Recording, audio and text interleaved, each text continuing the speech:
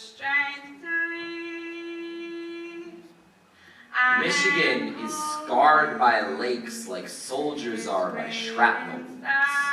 In the summer, they evaporate into huffed paint clouds. My father spent a lifetime inhaling lungfuls of boredom and tobacco smoke. Grew up in a town with 2 streetlights and a Cumberland Farms. His mind, trapped by the 4 walls of a skull, he was known to lock himself in his room for hours. Until he came back, guitar strings, stained fingers, and an armful of new poetry for my mother. To go even one day without hearing your voice is to die 7 times by God's wrath. If anything less than human love, I'd be the water in your bath. He wrote that for her 2 weeks before she got pregnant. And 14 years before he told me I should probably stop trying to call him. And 14 years before I opened the skin of my wrists like pages to a blank notebook and wrote poems on my body. I was too afraid to show him. My mother had the pages sewn shut with black string. Don't give him gifts he didn't earn, she said. Don't waste your words on the underbelly of raised scars. You look like me. You're built like me. Don't define your life with his absence. Don't run away.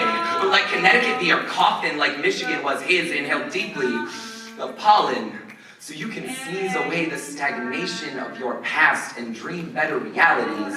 Dream guitar string blisters, bleed ink, bleed poems for your girlfriend and futures you wait around long enough to see. Don't leave things behind while staying in exactly the same place. Take them with you when you leave and bring a little bit of your dad to remind you what you're not.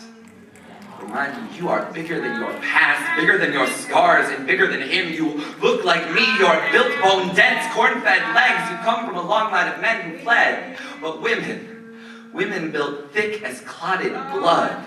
Women who took belt scars but only showed keloid poetry to the eyes of their children. You are strong. You have been taught guitar strings are for fingers. Your father never learned they weren't models for bone structure.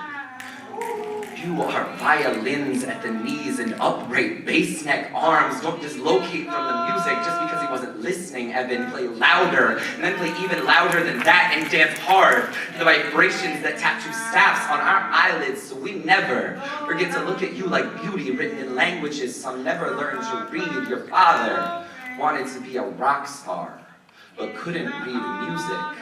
I stopped playing piano when you were born because I'd seen the most beautiful things my fingers could produce with each strum of your cheekbone. Don't cry, Evan, just keep growing and teach me to play again. Play loud enough that you adrenaline shoot your father's crippled eardrums. Maybe then he'll study the tablatures of his fretboard past and see that the notes are more than just numbers, that you and I were his greatest gifts and he lost us both between lines of that same stab. Don't close your eyes, Evan. Keep collecting the notes in your mind. Stop putting them on your chest. Blood only flows in one direction and voices do not carry upstream. Besides Connecticut is rivers, not lakes or veins, and water flows wherever you want it to. So just look at your legs and know you could stand in the center of any river in Connecticut and still be wrapped in a history of strong women. Or lay silent under the stars. Read their music. Your father never learned how. But then again, you're nothing like him, are you?